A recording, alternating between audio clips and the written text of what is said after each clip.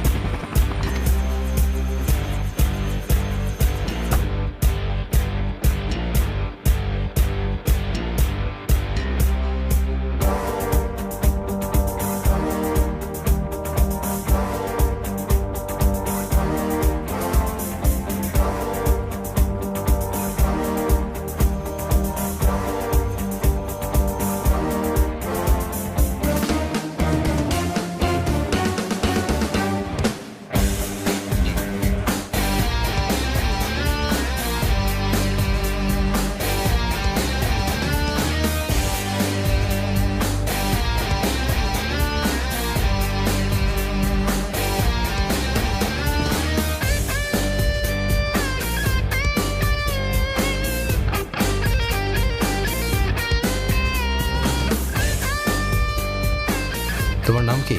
Sir ওই বোবা, কথা কইতে পারে না।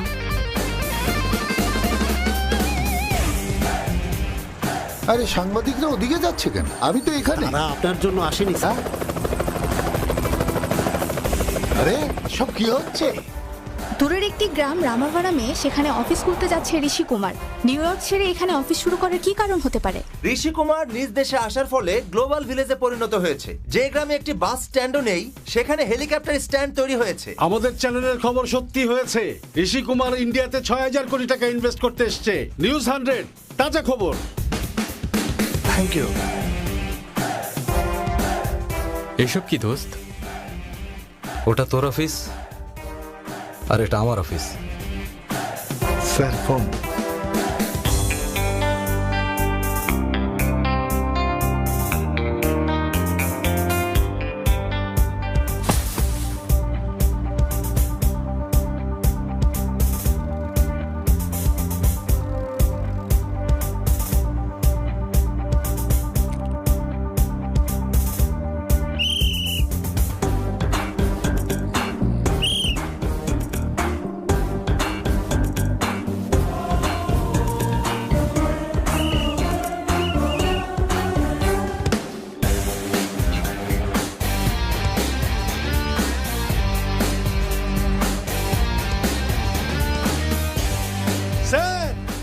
আপনার ৬,০০০ কোটি টাকা ইনভেস্টের ব্যাপারে আমাদের কিছু বলেন। নিউজ 100 কোনো রেসপেক্ট নাই।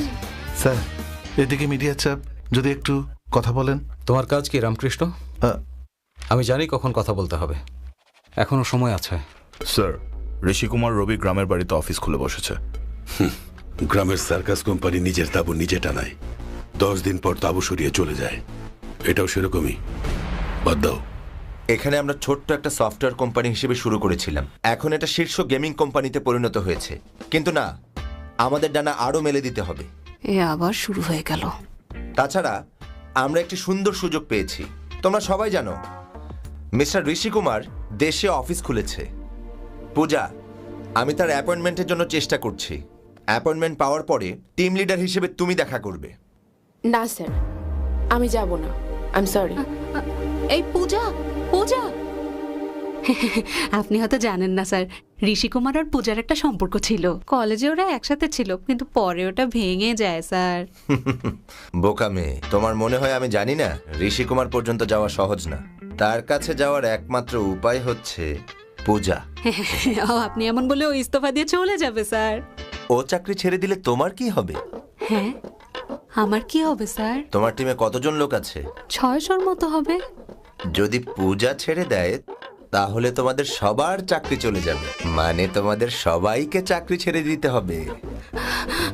প্লিজ প্লিজ মেনে যাও। তুমি রিজাইন দিলে প্রায় 6000 লোক না খেয়ে মরে যাবে পূজা। কোন 6000 মানুষ? মাত্র 600 জন মানুষ না? জানো যে একজন সফটওয়্যার ইঞ্জিনিয়ারের বেতনের ওপর কতজন লোক বেঁচে থাকে? আমি, আমার মা, আমার বাবা, আমার ভাই, আমার কাজের মেয়ে, তার পরিবার, আমার পেপারওয়ালা, তার পরিবার, আমার দুধওয়ালা, তার পরিবার। থামো এবার। প্লিজ পূজা, মেনে যাও, তোমার হাতে ধরি। স্যার প্ল্যান কাজ করেছে স্যার। আপনার কথা মতো পূজা সেখানে যাচ্ছে, কাল সকালে ওখানে পৌঁছে যাবে। স্যার পূজা এসেছে।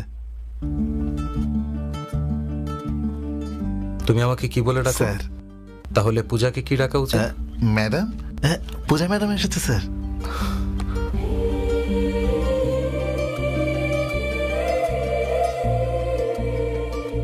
Hi sir. কেমন হাই আছো? স্যার, আমি পূজা। তোমারও স্যার। ঋষি,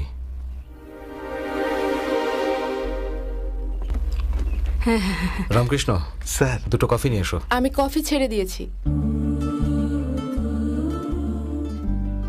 প্রতিদিন তো কত কাপ খাও। কিছু পার্সোনাল কথা ছিল পূজা। হ্যাঁ, কথা বলেন, কথা না, বলেন। কোথায় যাচ্ছ? বসো এখানে। কি পার্সোনাল কথা স্যার? আম সরি পূজা। আপনি কি বলতে চান স্যার? আমার কিছু মনে নেই। আমি এখানে শুধু একটা প্রফেশনাল মিটিং এর জন্য এসেছি, ব্যাস। প্রফেশনাল? হ্যাঁ।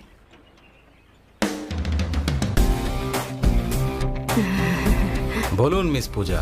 স্যার আসলে আমরা একটা ভিডিও গেমিং কোম্পানি থেকে এসেছি। আমরা আমাদের পাখা মেলতে চাই। যদি আপনি আমাদের সাথে থাকেন তো। আমাকে কনসেপ্ট বোঝান। দাঁড়িয়ে বলছি sir. Video game title blood pool. কি? Blood pool sir. হিরোর নাম হাকুনা মাটাটা। পুরানো খালি শহরে হিরোর ওপর হামলা হয়, ঠিক তার পরের সিন এই দিকে আবার হেলিকপ্টার দিয়ে হিরোর ওপর হামলা, টাক টাক টাক টাক টাক টাক টাক টাক, হিরোকে অ্যাটাক স্যার। হিরো টাকা টাকা টাকা, নিনজা ব্লেড, হা হা হা, বোম ব্লাস্ট, এদিকে বোম ওদিকে গুলি, ধুমধাম, ভিশিম ভিশিম ভিশিম। শেষ পর্যন্ত হিরো কতগুলো মারলো সেটাই মূল কনসেপ্ট স্যার। কেমন লাগলো রামকৃষ্ণ? স্যার গল্পে কোনো বিষয়বস্তু নেই, কনসেপ্টও ক্লিয়ার না। ভিডিও গেমে দিন দিন সহিংসতা বৃদ্ধি পাচ্ছে স্যার। মানবতা এখানে কোথায় স্যার? তুমি ঠিক বলেছ। আর বাচ্চাদের কি হবে? নষ্ট হয়ে যাবে স্যার। শুনলেন তো, ভিডিও গেমসের মধ্যে মনুষ্যত্ব ঢালুন। ভিডিও গেমে মনুষ্যত্ব স্যার? কি বলেন স্যার? তাহলে লাভ স্টোরি নিয়ে একটা গেম বানান। ভিডিও গেমে লাভ স্টোরি? এটা আগে কখনো কেউ করেনি স্যার। এখন করো, নতুন কিছু করো। আরেকটা ব্যাপার, হ্যাঁ, ভালোবাসার গল্পে আমি কষ্টের সমাপ্তি পছন্দ করি না। কেন আমাদের এছাড়াও সুখেরই হতে হবে, এই হচ্ছে কনসেপ্ট। এখন গল্প বানাও। রামকৃষ্ণ স্যার, ওদের এখানে থাকার ব্যবস্থা ওকে করো। স্যার। এটা অসম্ভব, আমি এখানে থাকবো না।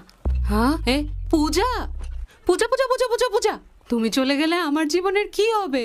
আমার মা, আমার বাবা, আমার চুপ করবে কাজের তুমি? থাকবো কোথায় দেখো? কেন আমার বাড়িতে?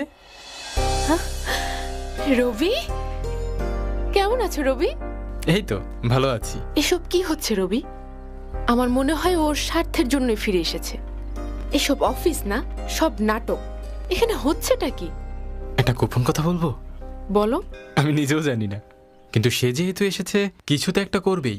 সেটাই তো, ও কি করবে? এই প্রথম গণমাধ্যমে কথা বলতে যাচ্ছেন ঋষি কুমার। ঋষি কুমার কেন নিজ দেশে, হঠাৎ কেনই বা অফিস খুলেছেন? দেখা যাক আজকে কোনো উত্তর পাওয়া যায় কিনা। Sir sir sir sir sir sir sir sir আপনি নিউ ইয়র্ক ছেড়ে এখানে কেন অফিস খুলেছেন? কোনো স্বল্প খরচের মডেলের জন্য স্যার? আপনি কি বলছেন আমাদের মাতৃভূমিতে ফিরে আসা উচিত? স্যার ৬,০০০ কোটি টাকা ইনভেস্ট করতে এসছে, কেউ বিশ্বাসই করে না। আপনারা যা ভাবছেন আসলে তা না। আমার বন্ধুকে নিয়ে যাওয়ার জন্য এখানে এসেছি, সে রাজি হয়নি, তাই আমি এই গ্রামেই একটা অফিস খুলে ফেলেছি। বন্ধুর জন্য এখানে অফিস খুলে দিয়েছেন? আরে থামো তুমি। স্যার একটু বলবেন আসলে আপনার বন্ধুটা কে? ওই তাঁবুতে যে বসে আছে রবি, ওই আমার বন্ধু। স্যার আপনার মতো মানুষকে সে কেন মানা করলো? আমি কিভাবে জানবো? তাকে গিয়েই জিজ্ঞাসা করেন।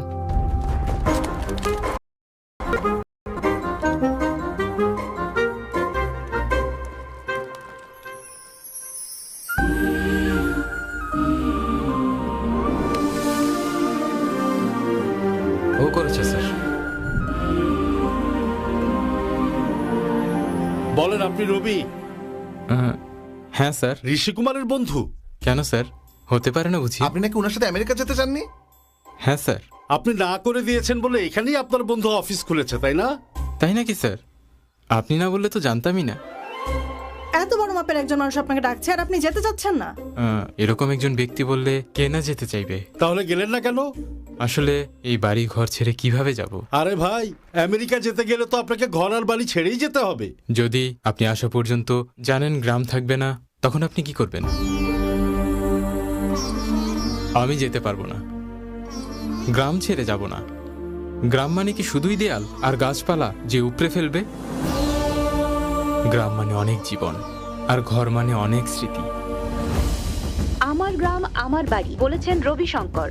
জীবন চলে যাবে তবুও নিজের গ্রামকে ছাড়বে না বলেছেন রবিশঙ্কর। রবিশঙ্করের এই সংগ্রাম কি আদৌ সফল হতে যাচ্ছে? 6 মাস ধরে রবিশঙ্কর প্রতিবাদ করছে বলে জানিয়েছে আমাদের কোনো কাজ না করি রবি তাঁবুর নিচে বসে আছে, আমরাও কাজ ছাড়া এখানে বসে আছি, কিন্তু তাহলে মিডিয়া ওর পিছনে কেন পড়ে আছে?